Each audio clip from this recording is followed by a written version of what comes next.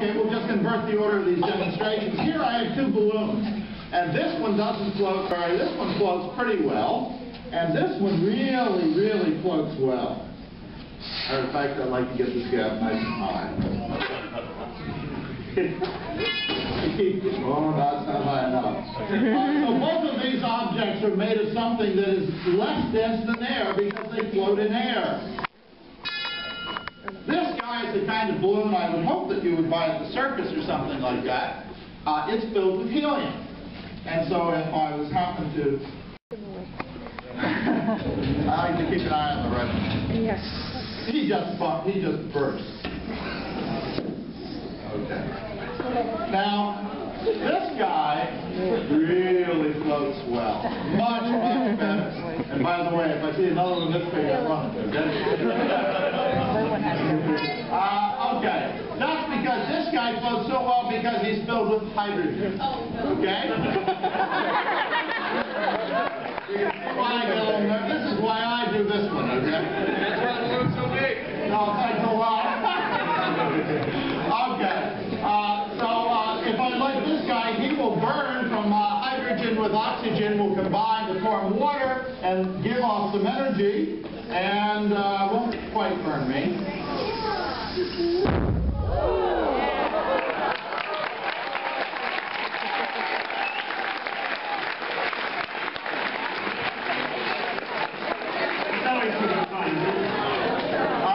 What kind of balloon is this? A black one. We saw our friend John over here actually blow it up, right? So what kind of gas does it have in it? We don't know. What kind of gas does John have in it? If I let it go, it sinks. Thank you.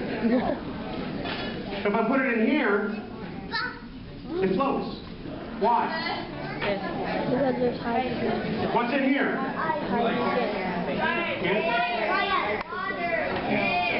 What's in here?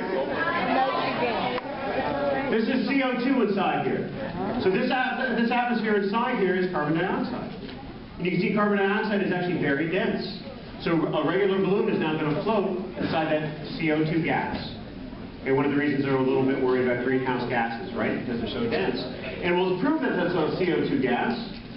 What we'll do is we'll light this candle, and John will go ahead and he'll put it inside here. We'll see what happens to the candle flame. Goes right out. Can't burn without the oxygen. So there it is. CO2 will actually float a regular balloon with no problem, unless it's in the aquarium. Remember, it's all about the relative densities of the objects.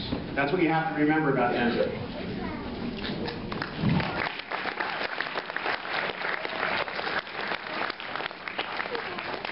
Sorry, it didn't work the first time. In the world of demos, if it blows up in chemistry, if it fixes it's biology. If it doesn't work, it's physics. Okay. The simulation. Oh, simulation. Okay, now. Okay. Now I want to tell you this is a real secret. Too well kept a secret. Yesterday, when you went outside, how did you feel? Cold. Oh, okay. When you came back in and you got next to the furnace or something like that, how did you feel? High. Okay.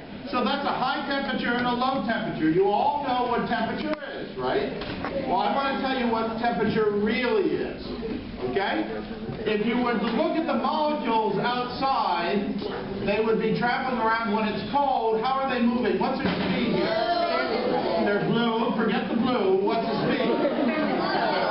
Slow. They're moving slow. They're not blue because they're cold, but they're moving slow. How are these guys moving? Okay. This is a high temperature gas, and this is a low temperature gas. Remember we talked about energy of motion before? A high temperature just means that the gas around you is traveling really fast, on the average. And at low temperature, the gas molecules are moving around very slowly. That's the real meaning of temperature. Low temperature, the energy of motion on the average is low. High temperature, the energy of motion is really high and things are flying around, okay? So temperature is not something mysterious. This is all it is. Okay? There can be variations on it. Now Dave's going to do some demonstrations that will emphasize Yeah, what we have here is just a soda can. And, Okay, I'm sorry, I forgot to say one thing. I'm getting a little old. You notice these things hit the wall. They hit the wall very fast. These things hit the wall very slow. That means these guys push on the wall hard, and these guys push on the wall not as hard. So the pressure on the wall here is low, the push, and the pressure is high. So also pressure comes in with the speed of motion. Okay, now good. Okay, and you could probably tell right now that there's a little steam coming out the top of this soda can, because I have a little bit of water in it, okay, and we had a flame on it, so there's a whole lot of steam. Just like that stimulation that we have behind us, those particles now are beating against the side of the wall of the soda can very hard, okay? They're moving very fast. What if I was to pull them down quickly? What do you think might happen? Might the can actually, something might happen to the can, right? But we have to make sure we close it off from the atmosphere too at the same time. So right here is just a cold water bath. Remember, there's atmospheric pressure pressing down on us all the time. We're going to show that in a second too. But let's take a look at what that atmospheric pressure can do when you actually reduce the pressure inside an object. Spin us over, and the can crushes. Just like that. It happens instantaneously because it's been closed off from the atmosphere and off it goes. It just gets crushed just like that.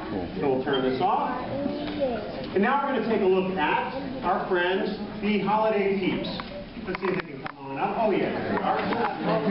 And remember they used to make these for around the, I believe it was the Easter holiday. We used to make the little chicks right out of the marshmallows.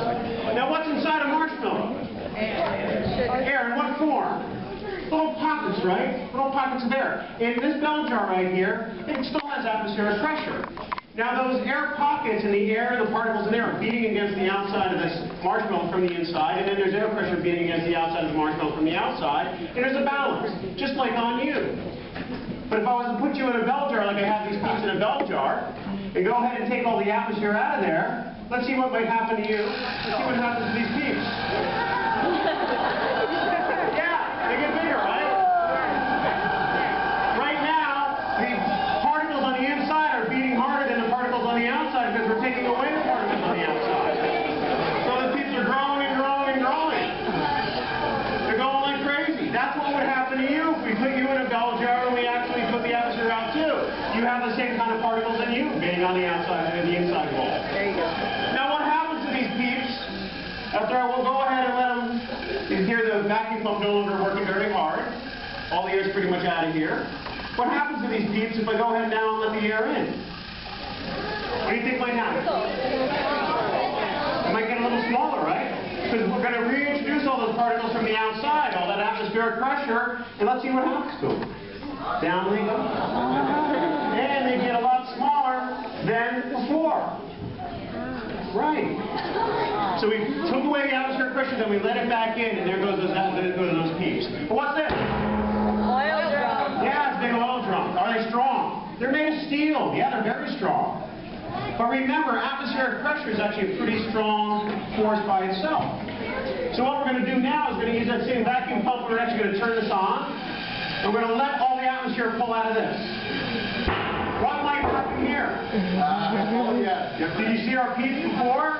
After we took the air out of them and let the atmosphere back in, what happened to our peeps? They got pretty small, didn't they? Well, we have to wait a little bit, but once we take all those particles out of the inside of this, the ones that are beating on the inside wall, and we only have particles beating on the outside wall, something might happen to this drum.